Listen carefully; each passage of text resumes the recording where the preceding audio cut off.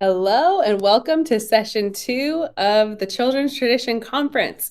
So many of you were able to make it to the first session, and that was so cool to see.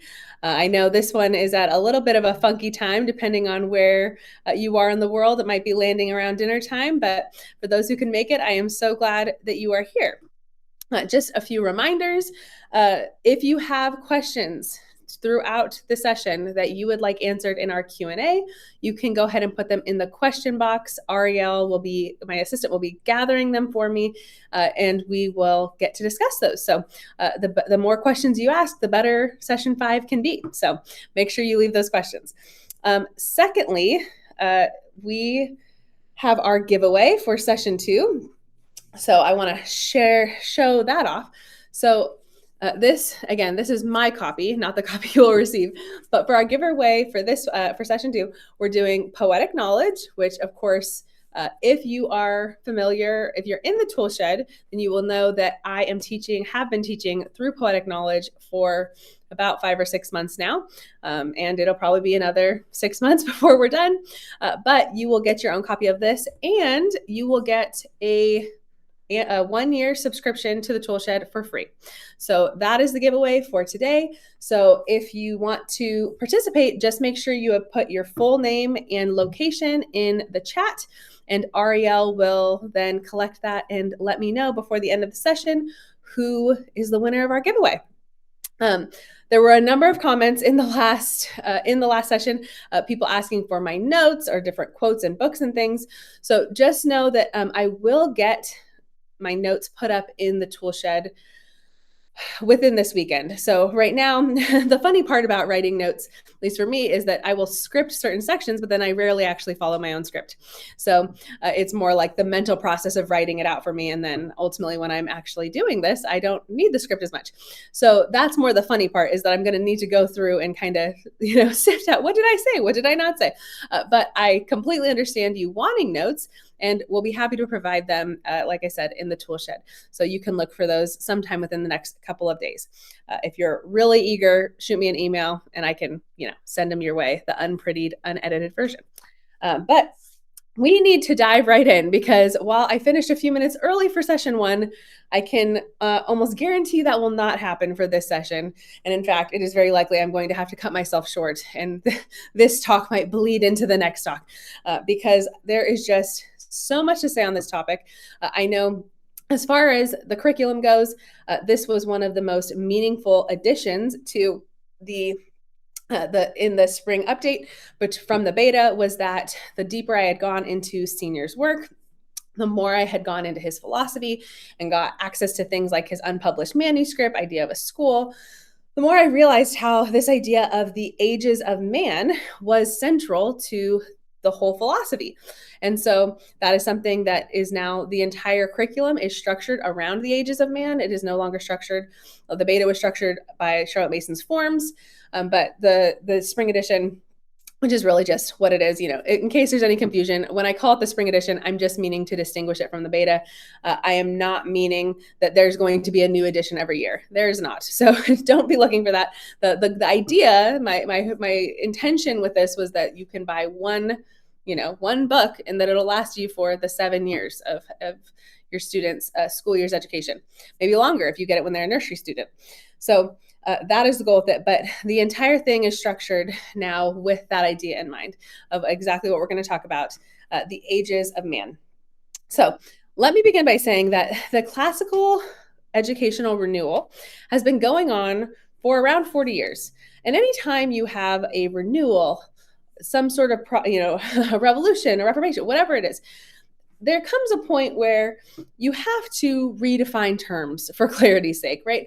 In any sort of movement, there can become a lot of phrases that get thrown around a lot, ideas that get embedded in a movement that maybe that happens without them being deeply explored, or they're explored in the context of presuppositions that everybody just accepts and nobody questions. But then after a couple generations, people start to ask some questions like, wait, what about that thing that we've been saying? Or, oh, well, we've been trying that and it's not going very well. Today's talk is not my goal is never to critique So I'm not trying to criticize the past generations of classical homeschoolers. I am incredibly grateful for them, right? I probably would not even know about classical education if not for the people who were involved in beginning it in the 1980s and 90s. So I have nothing but gratitude to them. But what I want in this talk, especially inspired by John Sr.'s work on the ages of man, is to have that conversation of, hey, let's talk about our terms. What do we mean when we say this thing? What did that, spoiler alert, we're going to talk about lost tools of lost tools of learning, not lost tools of writing from CRC, lost tools of learning from Dorothy Sayers, and talk about, okay, this has been central to a large population of the classical education renewal. Why? Is that appropriate, etc.? But before we go there, let me begin by just giving you the definition that I tend to fall back on for what I mean when I say classical education. So when I say classical education, what I'm referring to is the pedagogy and ideals that existed in Greco-Roman education that have been developed and more fully realized by the Christian church in a Christ-centered curriculum for over 2,000 years.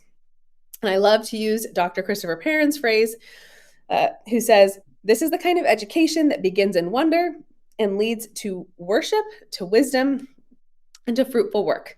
That was one of the earliest introductions I got to classical education, was watching the Classical U Introduction to Classical Education class by Dr. Perrin. And he uses that phrase of this education that begins in wonder and leads to worship, wisdom, and work as kind of his summation of another wonderful book, Leisure, the Basis of Culture. And I have always grabbed onto that because there was something about it. Now, because I know about poetic knowledge, I know even more why he said that. But at the time, that was very meaningful to me. So what we are talking about, though, is what is the end of education?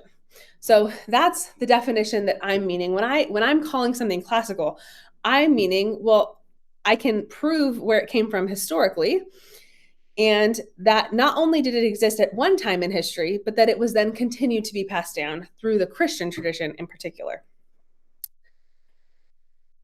But there are two questions that I find myself wanting to hear answered again and again in conversations about pedagogy, teaching methods, the books we use, any of it, that I think really boil down to my primary concerns when it comes to this topic. And that is, has an idea been meaningfully handed down through history? And what age was this idea or method implemented? So what I can sometimes see happening is I'll hear people talking about education being the cultivation of wisdom and virtue, which is very much a historical ideal. And yet they will then submit modern methods of education that to achieve that classical end, without ever explaining why they're using the modern method, or even maybe being upfront about the fact that the method they're advocating for is modern. Right? If you are doing a writing curriculum that claims to be based on the 2,000-year-old Pro Gymnasmata, but is actually teaching you how to write a 5-paragraph essay, these are the type of things I'm talking about. So it seems simplistic, right? And yet this is the kind of issues, these are the simple issues that seem to come up again and again, where I find myself coming back to those two questions and wanting to explore on a more deeper level. Okay, show me where this happened in history and show me what age people were doing that, like what age child or student was doing those particular arts. So one of the great tendencies in a developed civilization, and that does not only include the modern civilization, is that elementary curriculums become swollen with more and more knowledge as it is pushed down into those years to compensate for the immense amount of knowledge that students become expected to encounter in the upper years of in college even. So H.I. Moreau, who is a historian, explains in Education in Antiquity, educational syllabuses tend to become increasingly top-heavy as the years go by, with the results being that subjects gradually sink. They begin by being advanced and end by being ordinary or even elementary. When a civilization enjoys a long, uninterrupted development, each generation adds something new to the culture. And as this becomes more and more complex and more difficult to assimilate, parallel changes become necessary in teaching syllabuses.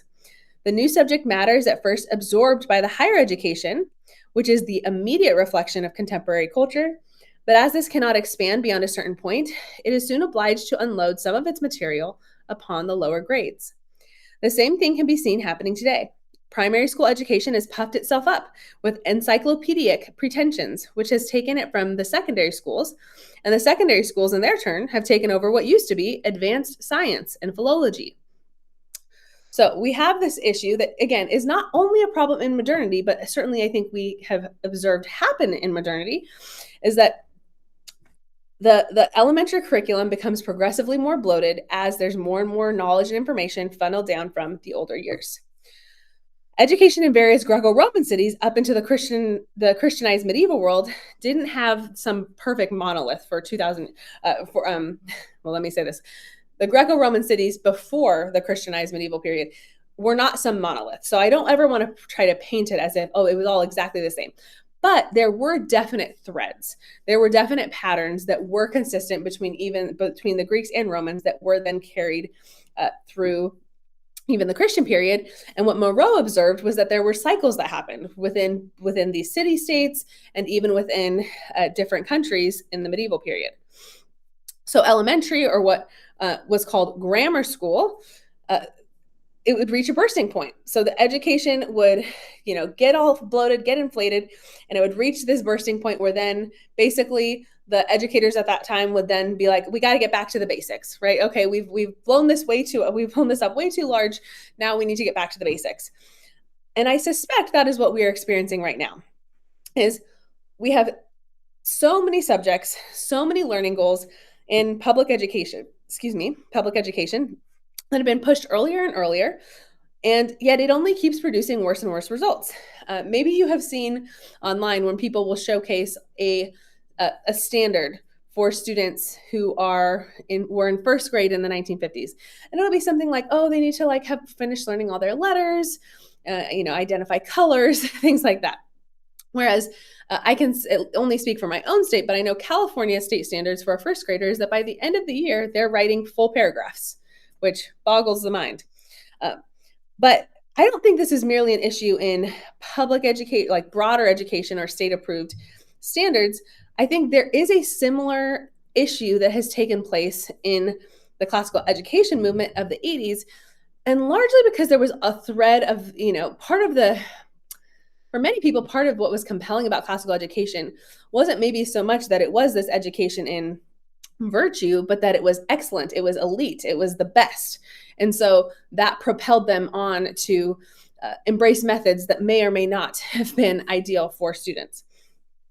So this is where I then want to give some background on the trivium-based method of education, right? That is what I'm going to be contrasting John Senior's Ages of Man with, but I think it requires a sufficient explanation and attending to.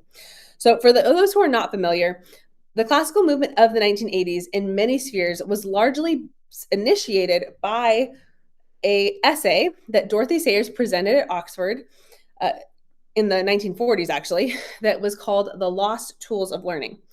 And in it, Sayers develops her personal theory of education that included three stages: grammar, logic, and rhetoric.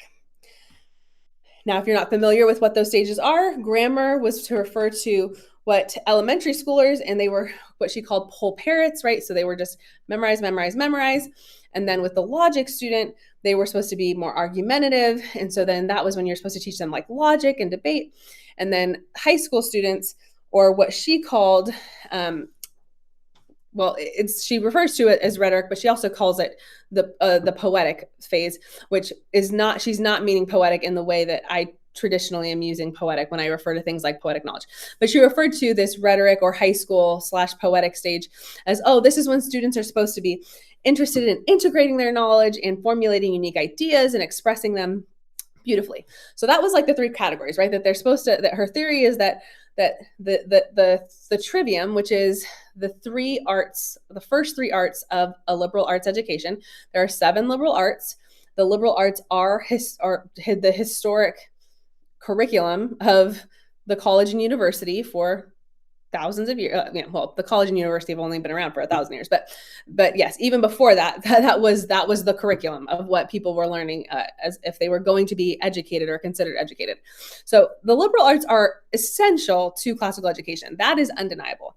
But she was suggesting something that was new, right? Was that, oh well, the first three liberal arts, grammar, logic, and rhetoric, they correspond to stages of development that happen to match the grading system of school today.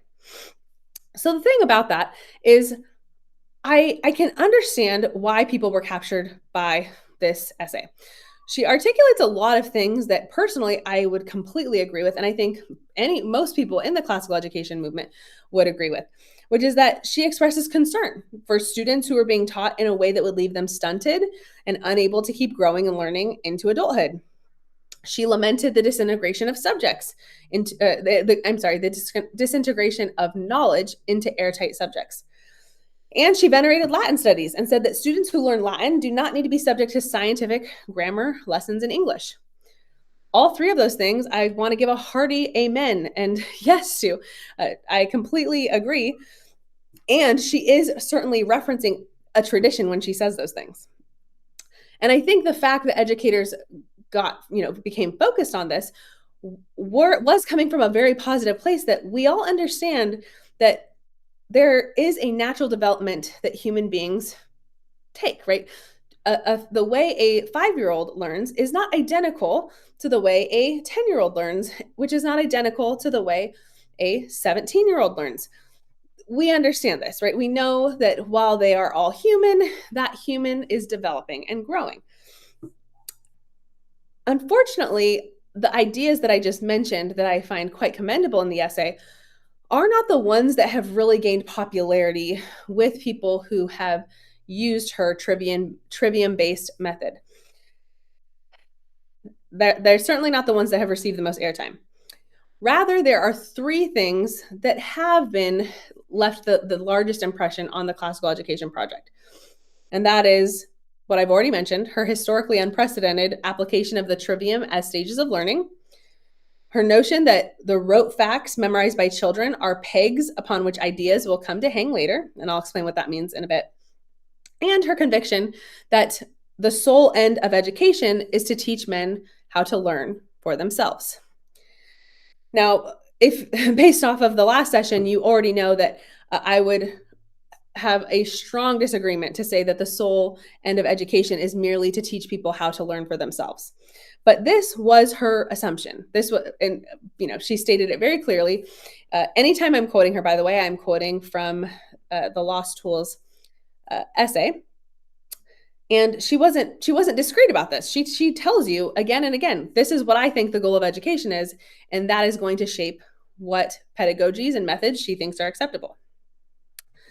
So we're going to talk about each of those 3 points that I just mentioned, but I want to begin by reading her own words because, again, I'm going to say a lot of things about her essay today, and I want you to know that they are backed up by her own words and that I'm not just spewing these ideas from my own brain and, Sayers was just being, unorthodox or whatever it might be, but actually that she herself has said these things.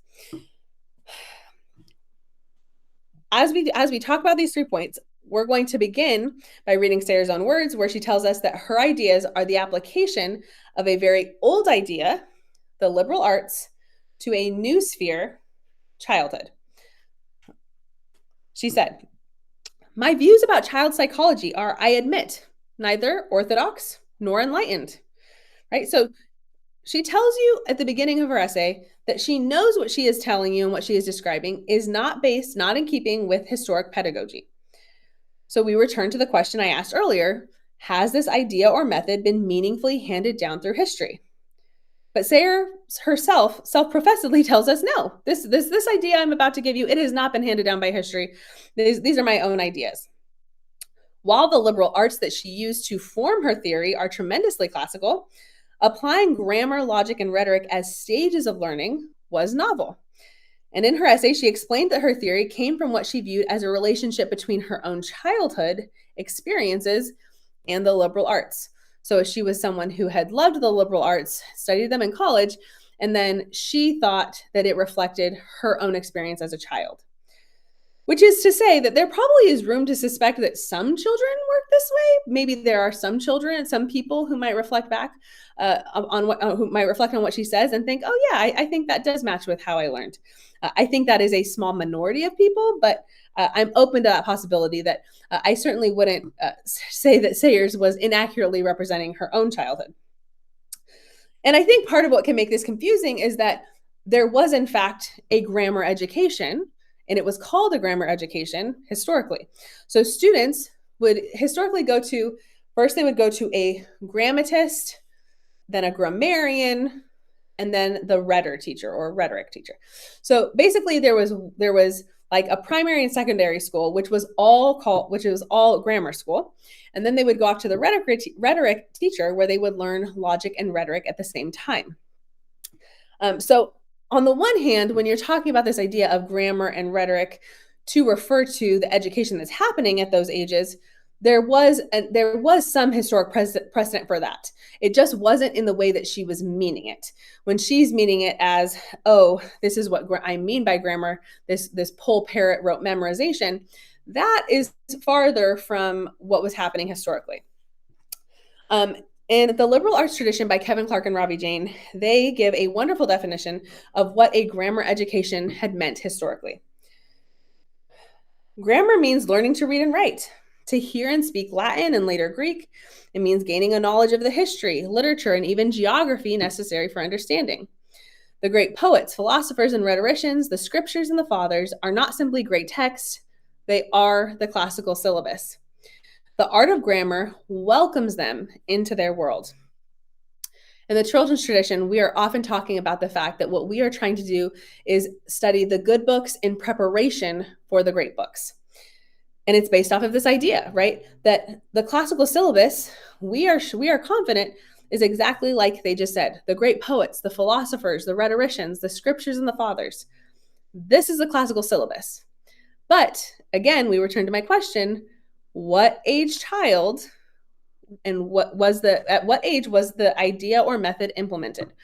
So when in the liberal arts tradition, when they give that description of the classical syllabus, they are primarily referring to what they would be prepared to learn in with the rhetoric teacher, and that grammar school was the prerequisites for all of that knowledge. Sayers continued to explain how she developed her theory of childhood education from the medieval liberal arts, which were college, like I said already, were college and university level studies. She says, it does not matter for the moment whether it was devised for small children or for older students or how long people were supposed to take over it. What matters is the light it throws upon what the men of the Middle Ages supposed to be the object and the right order of the educative process. So in Sayers' view, asking the question of, well, what age were people doing these studies is for her theory not relevant. It seems odd to me to say that human development of what she's calling the medieval model of education is irrelevant when she's developing her own model of child development based merely on her personal anecdotes and experiences. But when she says that the men of the Middle Ages are supposed to be the object of the educative process, what she's talking about is that she believes that goal, again, her goal as the goal of education is to teach people how to learn for themselves. And she says, in fact, that whatever instruction fails to do this, men are doing it's in vain. If your instruction does not teach people just merely how to keep learning for themselves, it is in vain. Now, of course, should we think that a person should graduate from our schools knowing how to continue learning without us? Of course. I mean, that it's uncontroversial whether or not we should have that be an aspect of our education. But again, the question remains, should that be the sole and primary goal that we are working towards? And is that the filter by which we determine if pedagogies are good or not? I would suggest no. So from this last sentiment came the popularization of the idea that classical education's goal was to teach children how to think, not what to think. You're going to see that phrase floating around the neoclassical world a lot. Oh, well, we're not teaching children what to think, we're teaching them how to think. And yet, 40 years into the classical renewal, that idea has been tested and found wanting. I want to share a quote with you I usually wouldn't quote a podcast for an academic lecture, but this particular quote is expressing the experience of people in the classical education movement. And as such, I think it is worth mentioning for the purpose of this talk.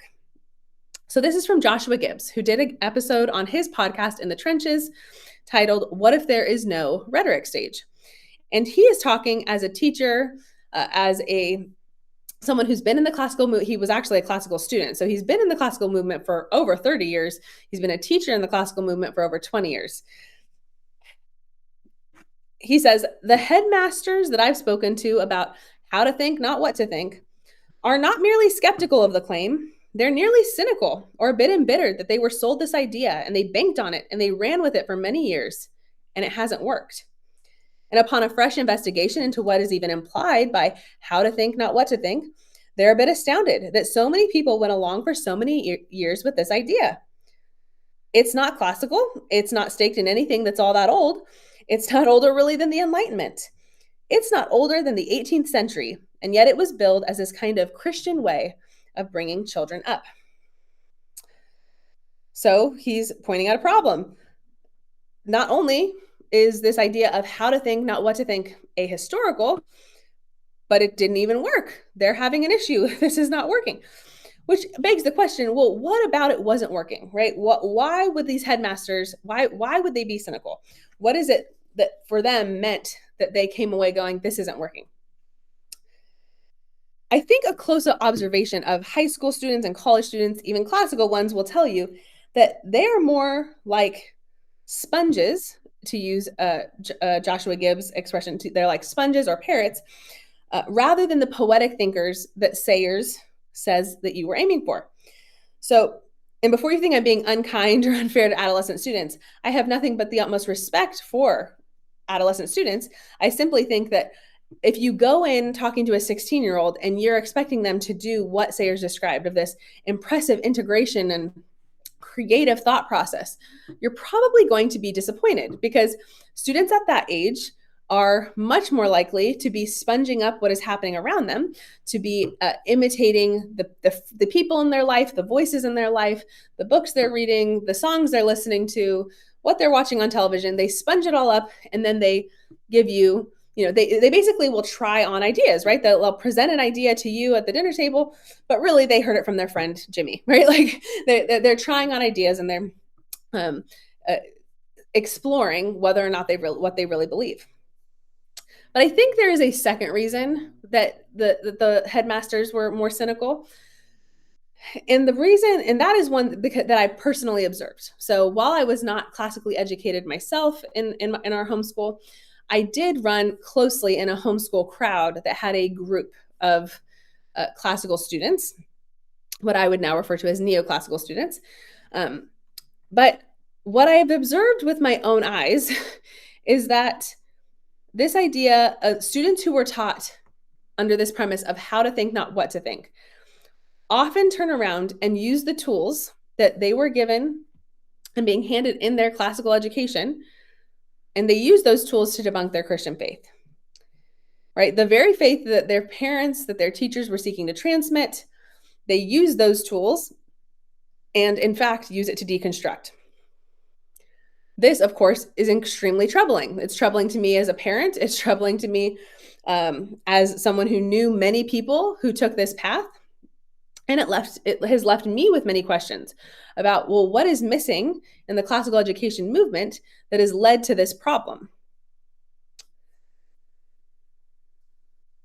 Before we get discouraged as I share this, I want to say John Sr. provides a meaningful solution in the poetic mode of learning that I think is truly one of the most essential keys to all this.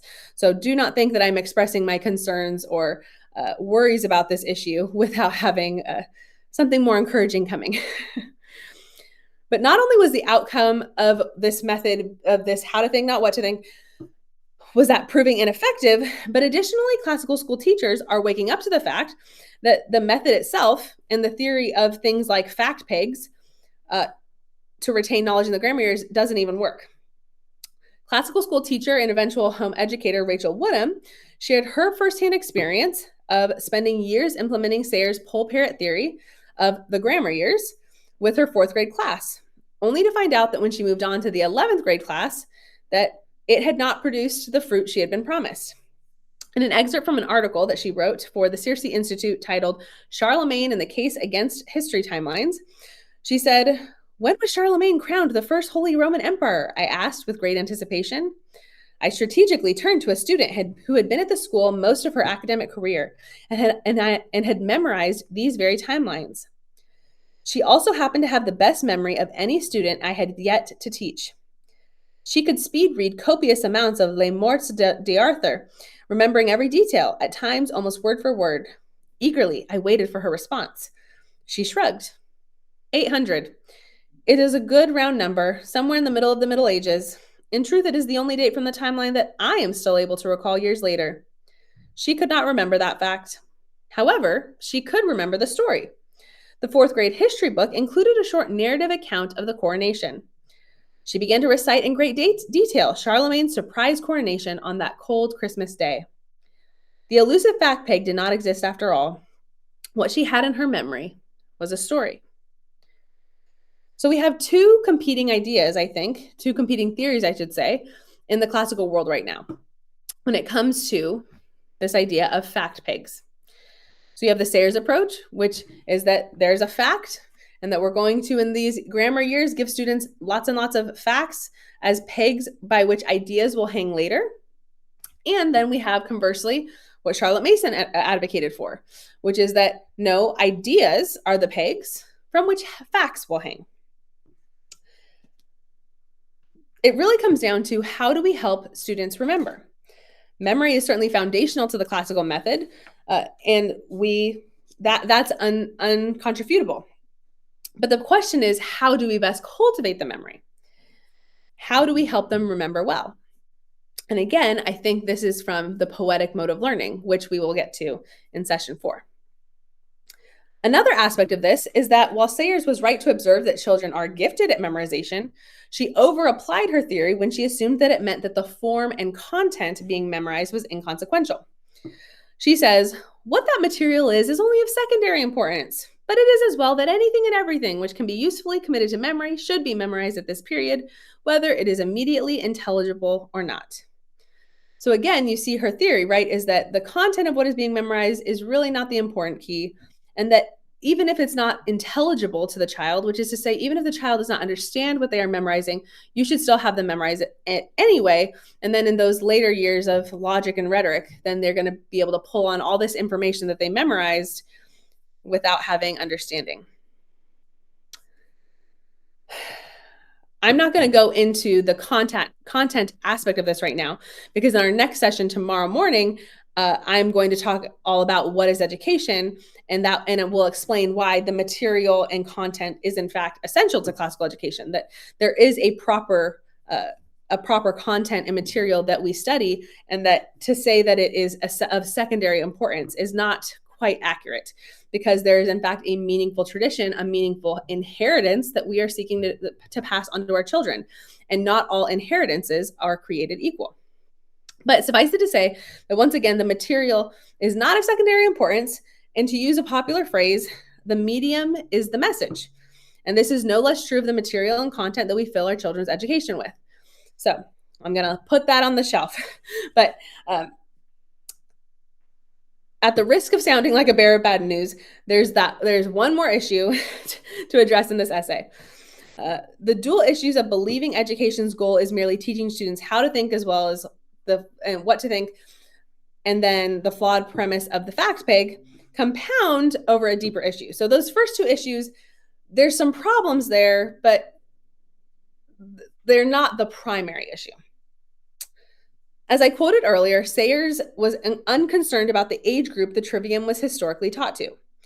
Because she was convinced that her end goal of education was correct, she assumed she could downwardly structure the liberal arts, which again, historically, college-level studies, and she could push them down into primary and secondary education, despite this being unprecedented in education historically. And this is, in fact, the crux of the issue. This is unintentionally destructive to the minds and hearts of children as they are called upon to exercise skills that they have not been sufficiently equipped for. The end result for the students are coping techniques that inflate pride and blind them to their own ignorance, and in fact make them quite in danger of weaponizing the tools of learning that were handed to them like a toddler being handed a knife. Sayer describes the way her theory worked upon certain tendencies of youth that directly related to the care of their souls, though she did not frame them as such. So when I say that these issues pertain to uh, the state and care of their souls, she was not framing them this way, but she is describing things that I think if we understand what she's saying, they in fact have a lot to do with the soul of the child. Embedded in her never too early approach to the liberal arts is Sayers' overconcern for the child as an intellectual mind rather than the whole person as a spiritual being. In her essay, she admits that the memorization of facts in the pole-parrot stage has a tendency to give students a pleasant sensation of of superiority. A pleasant sensation of superiority. What is another word for that? Well, pride. Right? She's saying, well, it makes them proud, right? They feel superior to have knowledge, this facts-based knowledge. Therefore, we should utilize that to feed them all these facts that continue to make them feel more and more superior. And then we're going to use that so that when they get older, then we can, be pushed along with our educational goals. She then goes on to say a similar thing about the logic phase. So the logic phase being middle schoolers, and she is responding in her essay to concerned parents who are not wanting to raise intolerable, argumentative middle schoolers. Her response, well, children of that age are intolerable anyhow, and that their natural argumentativeness may just as well be canalized to good purpose as allowed to run away into the sands. Again, there's an assumption of a vice here, right? Just like it is a vice to feel superior merely because you know facts, it is a vice to be an argumentative, intolerable person who doesn't have humility towards your elders. And yet here she's saying, well, but that's just how they are. It's how they are. So again, let's just use that. Let's use this insufferability so that we can meet our goal of teaching them how to be a lifelong learner, to use another phrase. In both cases, her observations about some of the natural dispositions of children at these ages might have been correct. But it is concerning to me that she argues pragmatically that we yield a child's disposition towards certain vices as a useful means to our educational goals. I can sympathize with someone who might be hearing me say this and think that, oh, you're making a mountain out of a molehill.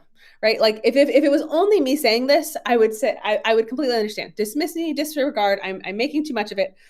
But this is where John Sr. and Charlotte Mason come in, both of which were much wiser and more experienced educators than myself. And I would want to convince you today of how the trivium-based method is found wanting on the basis of what they have to say, not on the basis of my opinion at all.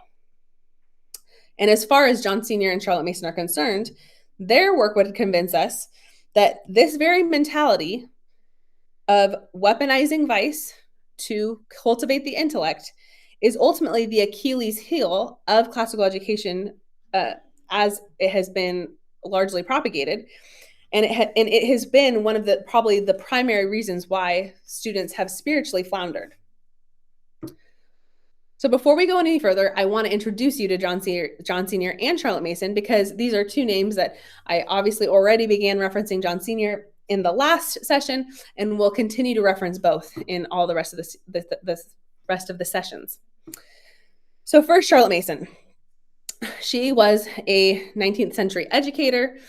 She was a single woman who, from an early age, because of her parents not having much wealth and dying while she was still young, she ultimately went to teaching school at what we would think of as like around high school, and went straight to being a tutor and a teacher. But ultimately, over the course of her life, she ended up developing a robust philosophy of education, where through her deep reading of a wide range of sources, many of which are quite classical, she came up with certain ideas about how to guard and protect childhood education. At the time that she was writing, there was a lot of, we could call it a grad grind, what Charles Dickens grad grind, facts, facts, facts, facts, drill, drill, drill, drill, drill, more of a dry, tedium type of education that she was trying to respond to. And she responded with some of her principles, right? Like children are born persons and that education is the science of relations and things like this. Sayers was born, or I'm sorry, Mason. So that's who Mason is. But what's always interests me, what is the difference between Sayers and Mason, even though Sayers technically was a mother, but she was a mother of one child, Arthur Fleming, who she did not get to raise because he was born out of wedlock. And let me just say, I can only imagine how painful of an experience that was for her as a mother to not get to raise her own child. But Sayer lived a busy life as an academic, a writer. She was a marketer, all spheres that are far removed from children. And while I'm sure she was well-intended, her theories about children lack the substance of experience or the carefulness of those who understand the raising of children to be the caring of souls. Conversely, Charlotte Mason, who never had any children herself, nevertheless was very attuned to the needs of children because caring for them was the work of her life. She never had her own children and yet spent, on a daily basis, was involved in their instruction and preparing teachers to teach children well. Particularly related to this issue of canalizing vice to meet intellectual ends, what Sayers saw as, okay, we're going to take these childish flaws and we're going to use them for our intellectual ends. Mason strongly warns against doing anything like this, where she says that we are never to use a child's flaws against them to manipulatively play in an unlawful way upon motives. Because she was a big believer in the dignity of children as born persons, she taught that we are to teach, we are to direct, and we are to shepherd children as a philosopher, guide, and friend. And she warned about the dangers of using manipulative tactics like an inappropriate degree of fear, right? We're not talking a healthy level of respect for authority, but inordinate amount of fear. Or playing upon a child's desire for approval, right? If you have that little girl who will just stand or fall by your smiles or frowns, right? She said, you need to be careful. You should guard against weaponizing that against that little girl. That's not fair to her as a person to manipulate her just because you know that by showering her with praise, you could get her to do more work for you. If we have any chance of teaching children to use their will rightly to honor God and to obey him, then central to how we teach must be nurturing that will in a spiritually life-giving environment that calls them up towards the good. If manipulating vices actually produces weak-willed individuals who ultimately are led by their passions when the time of testing comes. The human will, it is so tempting as parents to want to control children into submission versus to shepherd, disciple, and train. And when it comes to something like noticing children have vices, we might not always even be aware of just how in danger we are of if we know that with that child, we can glare at him and make a very stern face and grit our teeth and growl through our mouth, and that he's going to, okay, yeah, I'll go do what you said. Or, oh, okay, I'll get this math worksheet done. Or like I said earlier, the little girl who, oh my gosh, you're just so amazing. You're so helpful. You do everything. You always go above and beyond, right? We're just showering her with praise. But in both cases, we're using whatever tactic we know will in that moment pragmatically work to get them to do what we want. The problem is in both cases, we are not training them to do what is right and good. We are training them to give in to manipulation. John Sr. echoed Mason's sentiment when he wrote in his unpublished book, Idea of a School, children must be trained, but with a sense of awe before such marvelously constructed creatures given over to our charge. Interfere we must, but with a startled eye, a skip of the heart, a catch in the throat.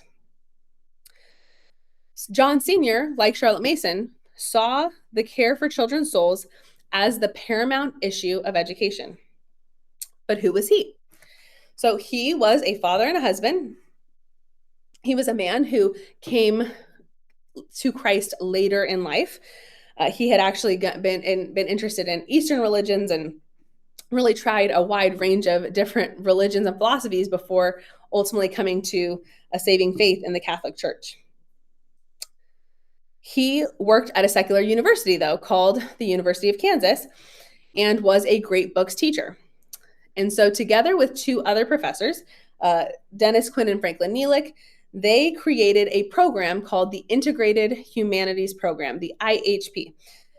And on this secular university, they decided to do this great books program that was going to be in what they referred to as the poetic mode of learning, which again, the suspense is killing us, but we will get there in session 4. In the introduction of John Sr. and the Restoration of Realism by Father Bethel, this is how the students that they were working with were described. Fed on materialism, impregnated by relativism and blasé, the average student escaped into cheap enjoyments, not recognizing the deep hunger for truth within themselves, like starving people who are not given healthy food. They gulped down spiritual junk food that made them fall into the illusion that their hunger had been satisfied. Students suffered from a sickness that we might call spiritual obesity, which prevented them from growing wings and ascending to the stars. So while they were working on a secular campus, what these professors noticed fairly early was that the way these students were coming to them by the time they got to college is that their ultimate problem was a spiritual issue. Not only were they intellectually unprepared for the great books that they were trying to teach them, but that they were spiritually weighed down, right? That this was really fundamentally a spiritual issue, even though they could not explicitly address the spiritual issue openly on their secular campus. And the thing about the poetic mode, which like I said, we're going to talk about in depth in session 4, but what I want you to know for now is that central to the poetic knowledge is humility, because it's based off of the receptive mode of learning. And what John Sr. and the other professors taught was that if a student lacks humility, if he is unable to embody the receptive mode of learning, that he can't actually be properly educated at all. This is very much in line with St. John Chrysostom, who said that humility is the mother of all virtues. If someone lacks humility, if someone is not aware of their own ignorance, if someone is not inspired by that ignorance to desire to know what they do not know, then they're not going to learn. This is essential. John Sr. taught that the only soil that knowledge could grow in was, as we say in our children's tradition, the General Catechism, the only place in which knowledge can grow is a humble heart that is willing to receive and a disposition to love God in and through his world. Humility. Humility is the anchor for any true education, which was why John Sr. strongly warned against moving the liberal arts down into childhood education. He knew as a father, but he also knew as a teacher of older students of the ill effects that this was having on students' souls. This is what he says in Idea of a School. Intellect is formed in schools only in a preliminary way and indirectly. Rational animals abstract universals from particulars at all ages, but boys can't handle strings of them without the concrete things in hand. Argument for them is common sense. What goes up must come down. What lives, dies. The liberal arts and sciences overload their brains, short circuit knowledge of particulars, and turn out smart brats who argue about everything in a vacuum. If you say, let X be a horse, the budding sophist thinks, X is a horse. The great book teachers of the last generation admitted children to college at 12 who became quiz kids on radio and television shows, ending up not only fools, but misfits and suicides. Childhood has rights and needs. Forcing college courses down to schools is presumptive arrogance, an enemy of children and of science itself. He had observed firsthand of the ill effects of trying to give the arts of thinking, the liberal arts, too early to students who were not spiritually prepared, who lacked the humility and preparation to actually encounter the great books in a way that would change them for the better. I know it can sound dramatic, right? To say that this bloating of the elementary years of education with these arts, that it is the enemy of children. But I will say that my conviction on this topic continues to grow, and has ultimately for him flowed from his attunement that education is ultimately nurturing and raising of embodied souls made for communion with God. In his book, Restoration of Christian Culture, what stood out to me from the beginning was his vision of Christian men and women, Christian families, and Christian culture that is dominated by a synthesis of the physical and the spiritual. There is no separating the intellectual life of students and the methods of their teachers from a full consideration of how this formation would affect their spiritual growth. When I hear of elementary students who are receiving interventions in second or third grade because they're failing to meet some state standard, I feel as strongly as senior that we are doing great harm to children who, from such a young age, we are communicating to them that they are broken and bad at school and that school is hard and that they're just not good at it, right? You're just not good at this. You need all this extra help. When in fact, it is often that these are typical children who are weighed down by a bloated education that is requiring more of them than was ever required of children their age in the past. So, like I said earlier, while Sayers did not think it was important to note the age of the students, John Sr.'s observation as someone who actually, as a father and as someone who taught for many, many years, he said, this is a grave mistake. The IHP professor's passion for the poetic mode sprung from both a concern for the academic preparation necessary to learn the liberal arts in college and in adulthood, but as well as their insight into how how improper preparation was, worst of all, harmful to the souls of their students. Again, like we've talked about, this is not to say that the liberal arts have no relevance to childhood education, but rather we must keep in mind that there's a natural progression of certain modes of learning to particular ages of man, and that is what we want to allow to shape our curriculum. So I'm finally there. I'm finally getting us to what I presented to you at the very beginning of the session, right? That we were going to talk about the ages of man, what John Sr. Called the ages of man, though he certainly did not invent the ages of man, as I am about to explain. So for thousands of years, from Hippocrates and Socrates to Shakespeare and beyond, there's existed for all of those years the idea that you could divide a man's life into about 7 stages. Some people it was 5 stages, some people it was 10 stages, but the idea was right there was these stages, and 7 tended to be a dominating number. You might notice that the cover art, I'll show it to you real quick, that the cover art for the children's tradition, this is from a series by Thomas Cole, who has 4 paintings that are capturing this idea, where we have this one. This is the first painting, which is childhood. Then the next one is youth, then manhood, and old age. So this is an idea you will encounter in philosophy. Hippocrates, you can encounter it in, old medical writings, right? Hippocrates was a doctor. But you can encounter it in art, in literature, in Shakespeare, going back for thousands of years. Now, like I said, depending on the philosopher, they would divide it differently. There would be variations. But basically, this is how John Sr. Divided it up. So we have infancy, or the nursery, which was 0 to 7 years old. Childhood, or the school child, as we would call it, from 7 or 8 to 13 years old. Adolescent, which would be 13 or 14 to like 27 years old. And then keep going, youth, adulthood, and old age. So even as I say that idea might be intriguing, right? That, the idea like adolescence till like your late 20s, especially since we know historically people did things like get married and have children and, own property and things like that much, certainly before their early 20s, this can surprise us. And yet we're talking about philosophical ages of people in which how they learn and think about the world is best understood. So like I talked about earlier, classical educators went into the renewal, and we're like, okay, well, like, how do children grow? What is the natural development?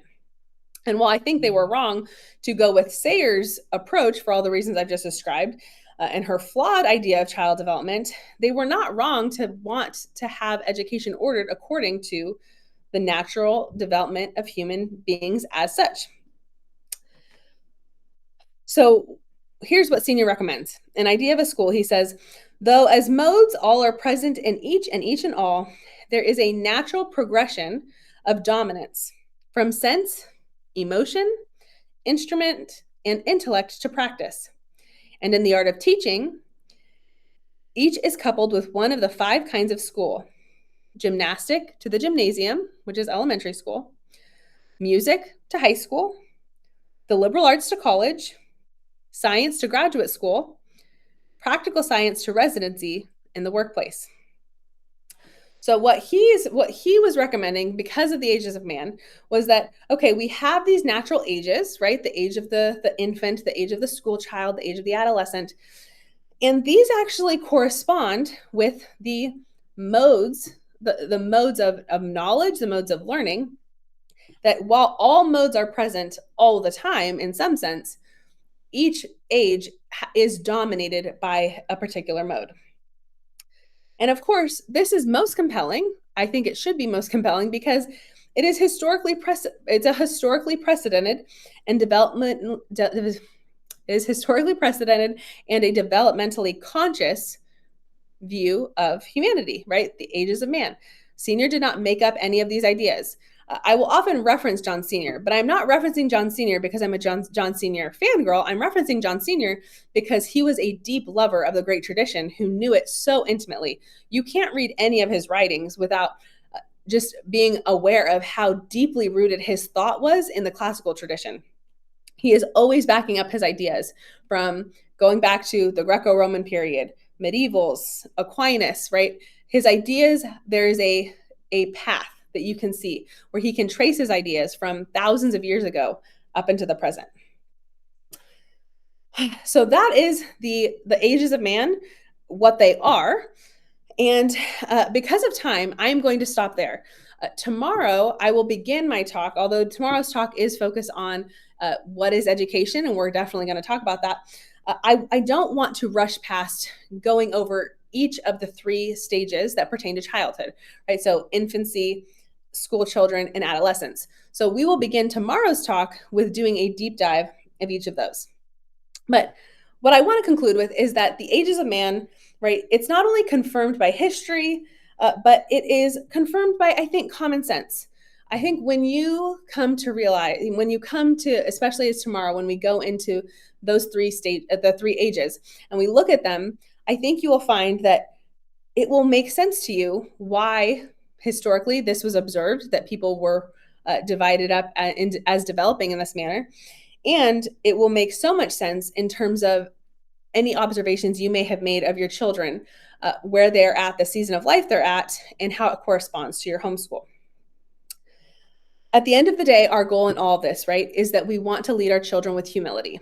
And so one of the ways we keep them humble is by instructing and teaching them in the mode that it is suited to their age, and not handing them tools of learning that are for an older age that will actually do harm to their intellect, but most of all, to their soul.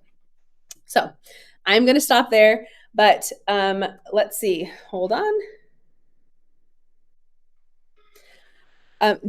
So before I announce the winner, one final reminder that if you received the thank you for pre-ordering the spring edition email, if the links are not working, the links don't work. If you try to click them, the links will not work for some reason. But if you copy and paste them into your URL, they will work. Other than that, I did send out a secondary email. So between those 2 things, you should be able to get back in for session 3 tomorrow.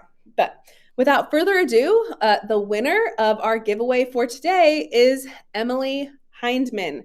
So congratulations, Emily. You will get a free year to the tool shed, and Poetic Knowledge will come to you in your mailbox. So congratulations on winning that. And I thank you all for bearing with me for 2 whole hours today.